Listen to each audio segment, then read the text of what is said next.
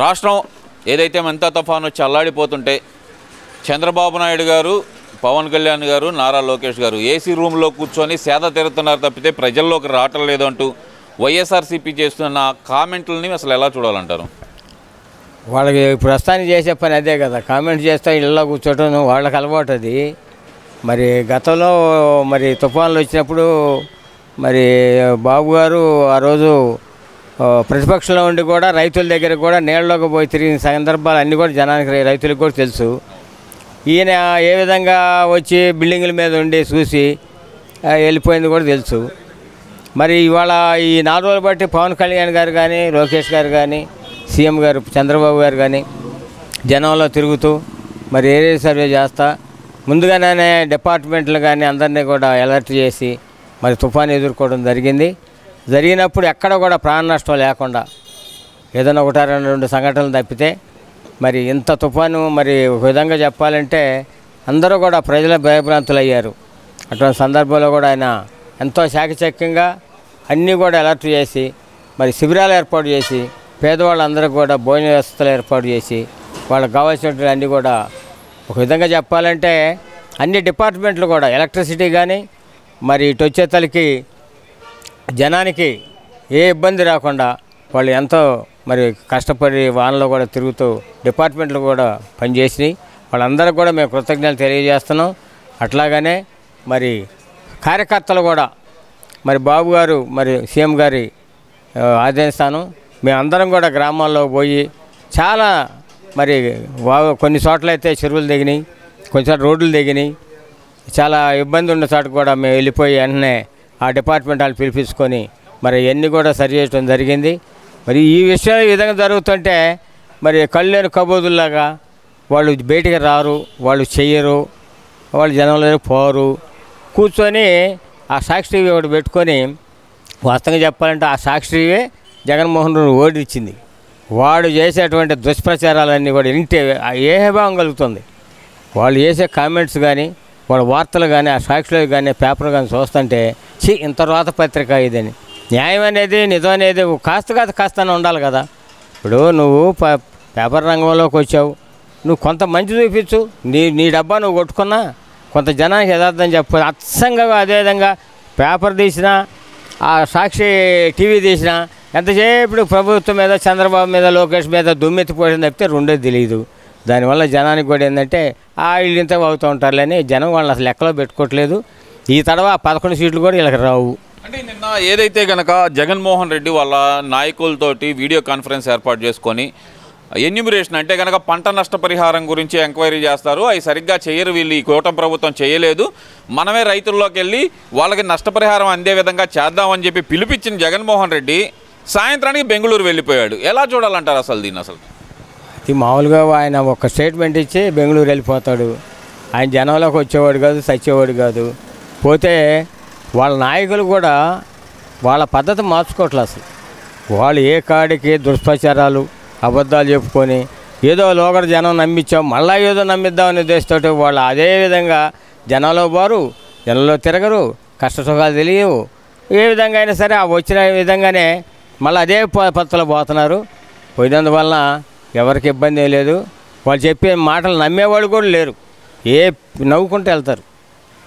అది జగన్మోహన్ రెడ్డి అంటుంది ఏంటంటే కనుక ఇది చంద్రబాబు నాయుడు చేసిన విపత్తే, ఇదంతా ఆయన వల్లే ఇంత పెద్ద విపత్తు వచ్చింది.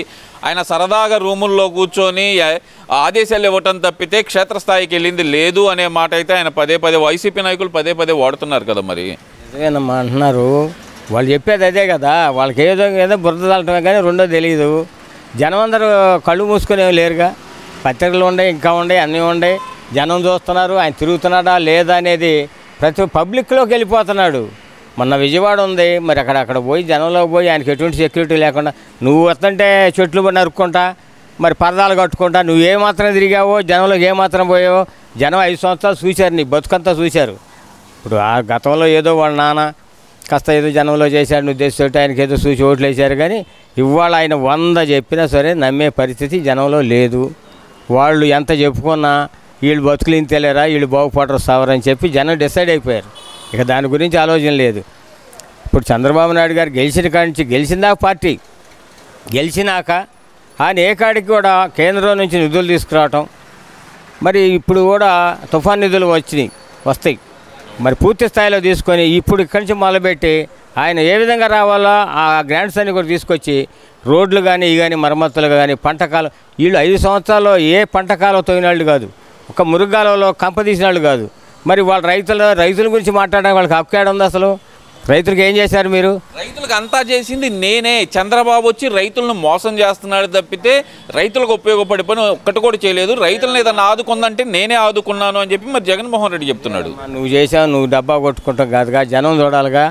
ఇప్పుడు కూటమి ప్రభుత్వం వచ్చినాక మరి పంట కాలువలన్నీ కూడా నీటి సంఘాల ఎలక్షన్ వెంటనే పెట్టేసి ఆ చైర్మన్ల ద్వారా పంట కాలువలు మొత్తం కూడా కంపదీయటం జరిగింది. గుర్రపు డెక్క కానీ గడ్డితోటి పెనేసుకుపోయినాయి. అవన్నీ కూడా క్లియరెన్స్ చేసి ఇవాళ చివరి భూములకు కూడా మా పత్తిపాడు నియోజకవర్గంలో కూడా చివరి భూములకు కూడా నీళ్ళు ఇవ్వడం జరిగింది. పోయినసారి లాస్ట్లో ఉండ ఆ పొగాకు కానీ వాళ్ళకి కానీ నీళ్లు ఎవరు కూడా మా నీళ్లు రాలేదనేవాళ్ళు లేరు. జనం ఎంత పిచ్చోళ్ళు లేరు. మీరేదో చేస్తే ఆ పేపర్లోనో లేకపోతే టీవీలోనో ఏదో డబ్బా కొట్టుకుంటే వింటారనేది అది భ్రమ. ఒకసారి భ్రమలో పడ్డారు, అయిపోయింది. ఇవాళ ఎవరు వినేవాళ్ళు లేరు. సఫిషియెంట్గా వాటర్ వస్తుంది. అట్లాగానే ఇంకా ఉంది. ఇప్పుడు అంతా సంవత్సరాలు మరి వాళ్ళు పెంచిపోయినటువంటి కాలువలు ఇవన్నీ పూడిపోయినవి ఉన్నాయి. ఇవన్నీ కూడా మేము దశల వారీగా అవి కూడా మొత్తం కంప కానీ మురుగాల్లో కానీ తీపియటం జరిగింది. పంటలు కూడా పూర్తి స్థాయిలో మరి వాళ్ళ రైతు చాలా ఇబ్బందుల్లో ఉన్నారు. ఎందుకంటే వాస్తవంగా పత్తి మిర్చి కూడా పంట సరిగా లేవు. అట్లాగనే శనగ ఇవన్నీ కూడా పండిస్తానికి రేట్లు లేవు. అయినప్పుడు కూడా ఇవన్నీ కూడా ఏ విధంగా రైతుని ఆదుకోవాలనే ఉద్దేశంతో ప్రభుత్వం ఉంది. బాబు గారు కూడా ఇప్పుడు పొగాకు ఉంది. మరి రైతులకి మరి ఎంత అన్ని ఏరియాలో ఉన్న పొగాకుని ఎక్కడ కూడా ఒక్క ఆకు కూడా లేకుండా పొగాకు కొనే ప్రయత్నంతో మొత్తం కూడా కేంద్రాలు పెట్టి మళ్ళా రైతుల దగ్గర నుంచి పొగాకు కొనడం జరిగింది. మళ్ళీ ఇంకా ఉన్న పొగాకును కూడా ఈ నెలాఖరులోపు వచ్చి ఈ నెల నవంబర్ ఆఖరిలోపు మొత్తం కూడా కొనుగోలు చేయడానికి అన్నీ సిద్ధం చేస్తున్నారు. మరి ఇవాళ పొగాకు అనేది దాచిపెట్టేది కాదు, సరే గోడ కొనేది కాదు, అది తినేది కాదు. అటువంటి పరిస్థితుల్లో మన కూటమి ప్రభుత్వం ఆలోచించి రైతు దెబ్బతినిపోతే నెక్స్ట్ టైం పంట వేయలేడని ఉద్దేశంతో నష్టమైన సరే భరాయించి మొత్తం కూడా కొనడం జరిగింది. ఆ కొనే మొత్తం నిల్వ చేస్తాయి. ఇవాళ ఎవరు దాన్ని కొనేవాళ్ళు లేరు. ఇప్పుడు ప్రభుత్వం కనుక 6,000, 9,000, 12,000 కొనకపోతే ఈ పొగాకు కొనే పరిస్థితే లేదు, ఎవరు లేదు. బయట వ్యక్తులు వచ్చి కూడా కొనేవాళ్ళు ఎవరు లేరు. ఇదంతా కొని నష్టమే. ఇప్పుడు ప్రస్తుతానికి రైతుకు నష్టమే. ఎప్పుడో వచ్చినప్పుడు రిలీజ్ చేసుకుంటారు వాళ్ళు, దాన్ని ఏదో మార్గం చేస్తారు. కానీ ముందు ఇప్పుడు రైతుని లేకపోతే చాలామంది ఈ పొగాకు అనేది రైతుల్లో కూడా తక్కువగా ఉన్నటువంటి రైతులు చాలామంది 10-15 ఎకరాలు 20 ఎకరాలు వేసి వాళ్ళు సొంత శ్రమతోటి వాళ్ళు పండించుకున్నారు.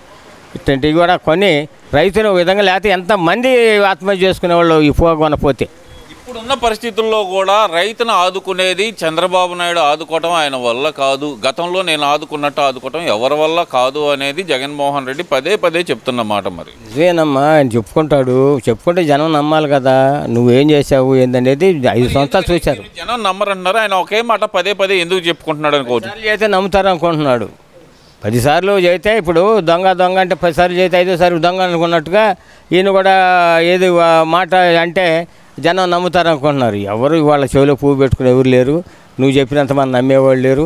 జనంలో ఏ విధంగా రైతులు ఆదుకుంటున్నారు, ఏ విధంగా జరుగుతుంది అనేది. ఇప్పుడు యూరియా ఉంది, మరి తెలంగాణలో సైతం కూడా వాళ్ళు సప్లై చేయలేక చాలా ఇబ్బంది పడుతున్నారు. కానీ మన ఆంధ్రప్రదేశ్లో చంద్రబాబు నాయుడు గారు, కూటమి ప్రభుత్వం, పవన్ కళ్యాణ్ గారు కానీ ఏ విధంగా కేంద్రంతో మాట్లాడి యూరియా ఎక్కడ కూడా తరుగు లేకుండా అన్ని కేంద్రాల్లో కూడా యూరియా సప్లై చేయడం జరుగుతుంది. ఎక్కడ కూడా బ్లాక్ మార్కెట్ రాకుండా పార్టీ కార్యకర్తలు కూడా అక్కడ ఉండి ఏ ఊరికి కావాలా, ఎంత కావాలా, ఎవరు పంట వేసారు. దీంట్లో కూడా ఏంటంటే ఇప్పుడు పంట వేసిన వాళ్ళు ఉన్నారు. వరి కొంత పంట వేసి ఉంది, ఆ ఏరియాకి ఎక్కువ వదులుతున్నాం. ఆ తర్వాత నెక్స్ట్ వచ్చే శనగ వచ్చేతలకి ఈ ఏరియాకి అప్పుడు వదిలి అవి తగ్గిస్తాం జరిగింది. ఇట్లా ఒక పద్ధతి ప్రకారంగా జనానికి ఒత్తిడి లేకుండా మరి ఇవన్నీ కూడా సప్లై చేయడం జరుగుతుంది.